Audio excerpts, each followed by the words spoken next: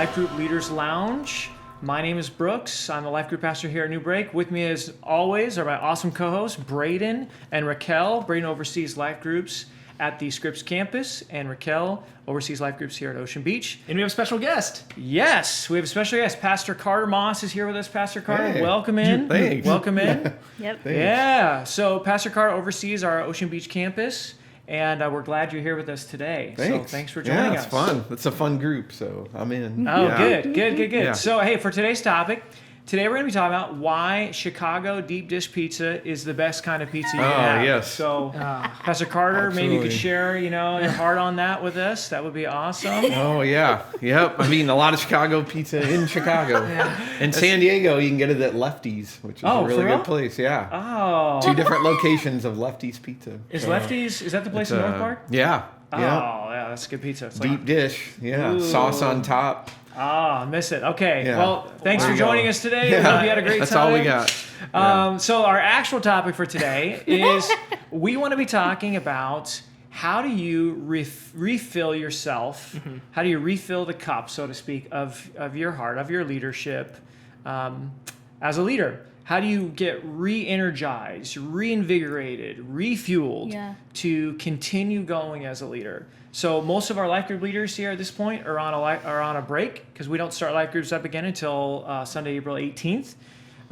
So yeah, that was just kind of on my mind, my heart. I think it's timely. How do our life group leaders take care of themselves and just To make the most of this time. Yeah, exactly. There's a quote I just wanted to read. I found it on this blogger I follow. He does a lot of cool art stuff. The quote is, "You can't pour from an empty cup. You got to take care of yourself first."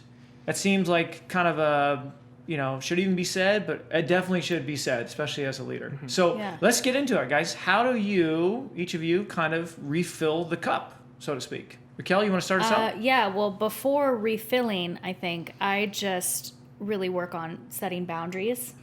When I know in my head that, I just need to call it for the rest of the day. I just need to set the boundaries and stop.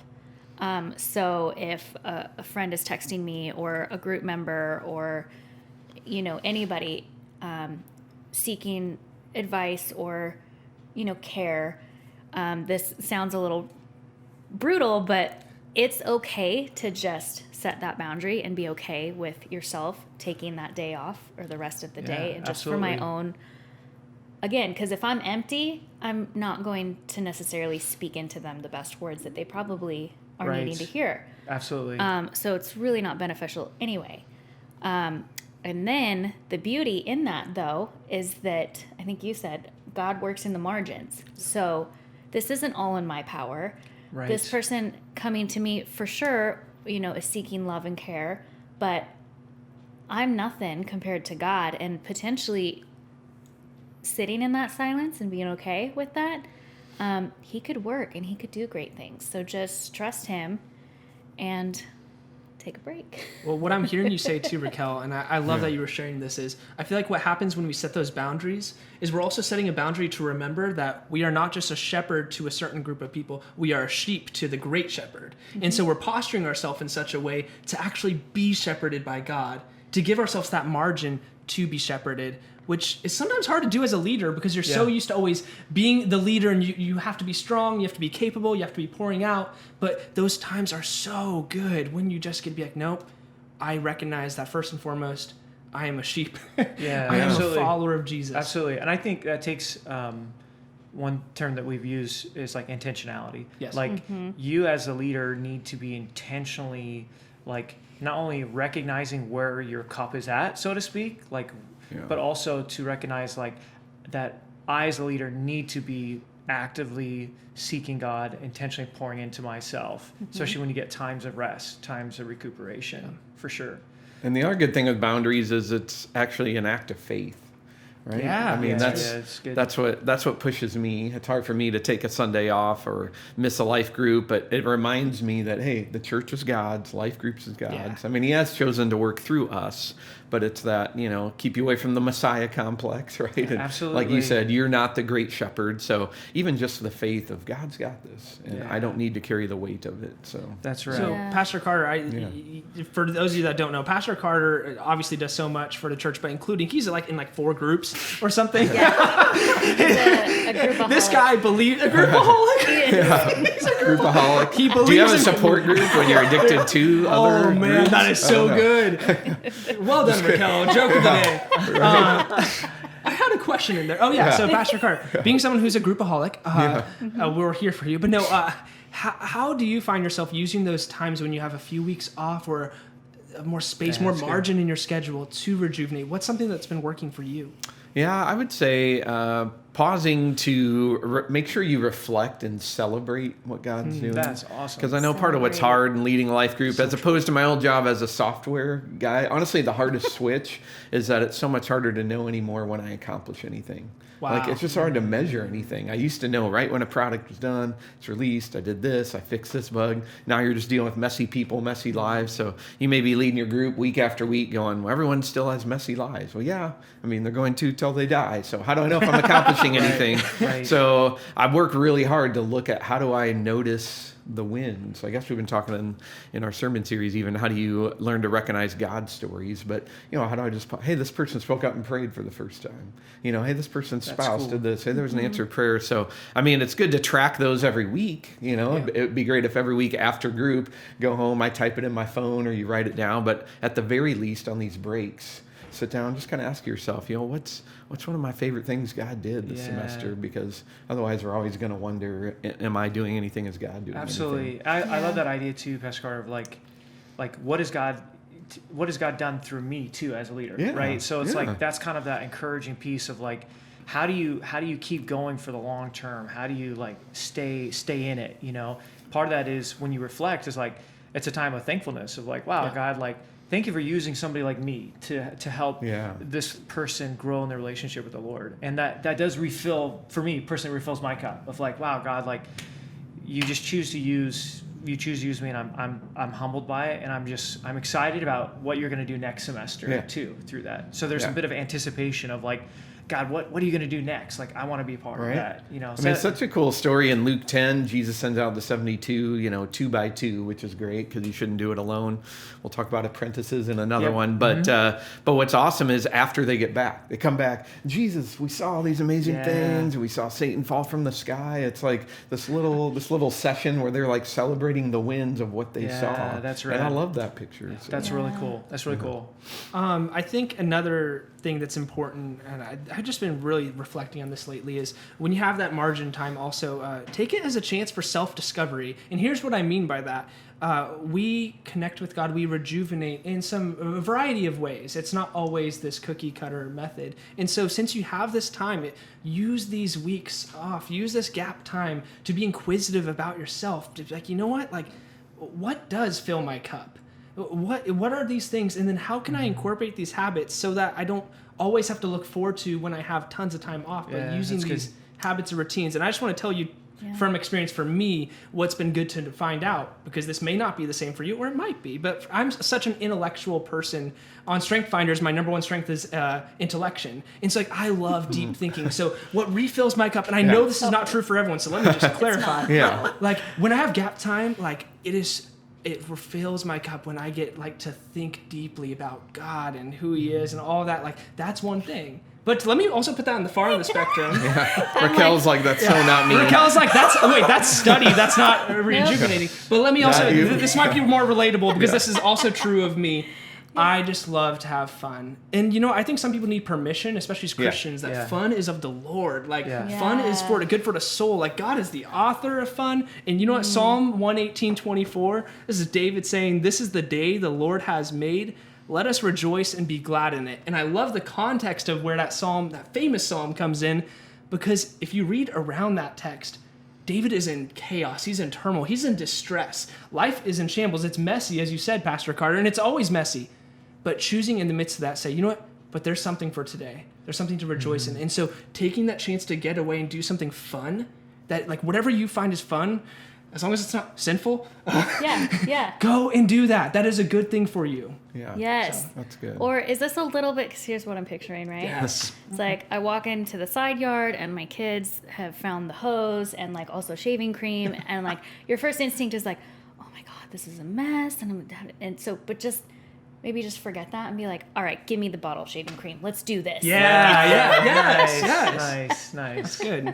Yeah. Just like I, to put a cap on what I was saying, it's good to take life seriously, and we should be serious about discipleship and what God has called us to. And purpose is a weighty subject, but sometimes just be lighthearted about it too. Yeah. And that is of the Lord also. Yeah. Absolutely. Good. You know, like, I think for me, one thing that I do in my life is I have to be thinking about, like, okay, if I have, 3 weeks or 4 weeks where my group is not meeting, like, I really need to be intentional for myself about like using that time, not just to veg for me. Like, I know like vegging is important, like having space in your life to like just like disconnect and everything when you need it. But like, I have also like, I need to be intentional about, okay, I have this extra time. God, like, start asking those questions. God, what are you doing in my life? Like, how can you help me grow? Like, what scriptures is God trying to show me in my life? Because I feel like sometimes when you're in a group, it's really easy to have like you get kind of your life and your relationship with God comes like secondary, third, fourth, like it goes way down the line. And so like all your devotions can be just like swallowed up by like, well, this will be good for my small group, or this is really good for this person that really needs to hear this.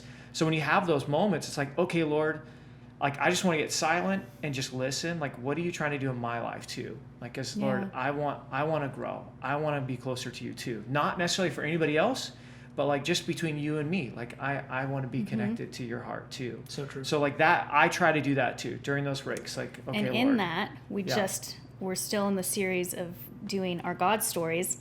In that, you're kind of more reflecting of your walk with God, and then you can share that with the group. So it's still valuable both ways, but it's true. Still just, it's true. It's great. So I guess I have one more question for you guys. So maybe as you're reflecting, what are some indicators for you guys when your cup is getting low?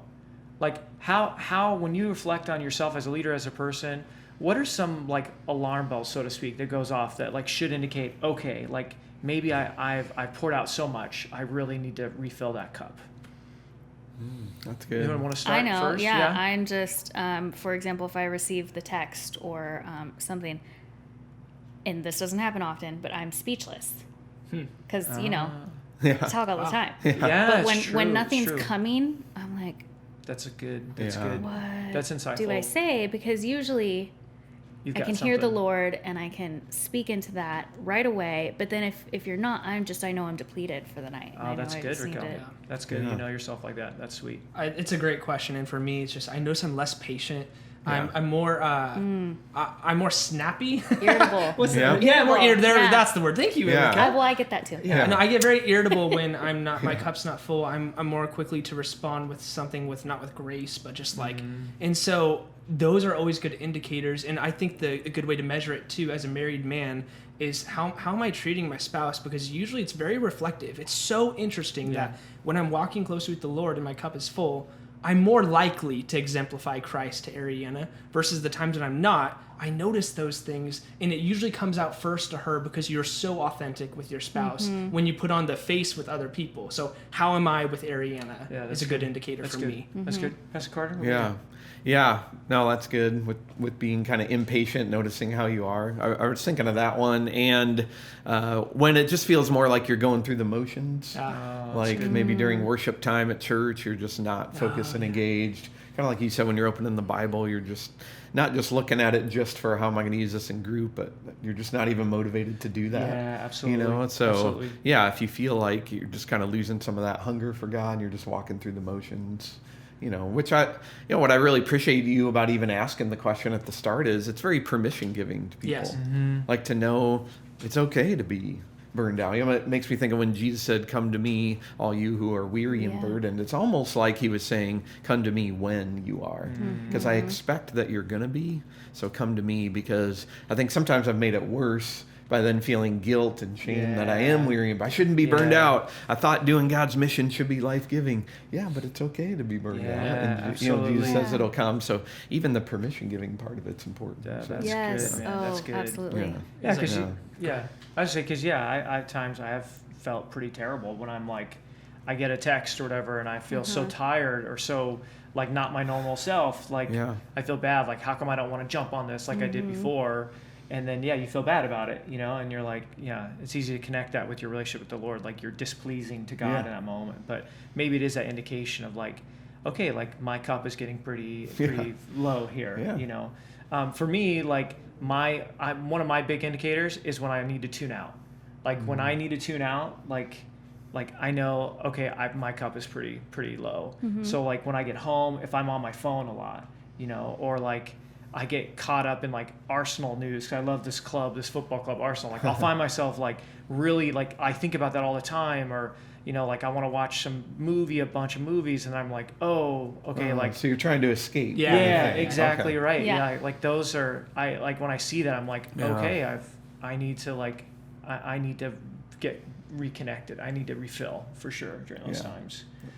So what's one thing people can do with this? Because we can't end on indicators. Yeah, true. Yeah. True. Yeah. Yeah. I mean, Well, I think about our spiritual practices series we Yep. we talked about in January, because we should still keep doing them even when January is over, Sure. right? So I'm still so fasting the, from cleaning, by the way. Fasting from cleaning. No, that's Yes. not one of them. For the record, that was not one of them.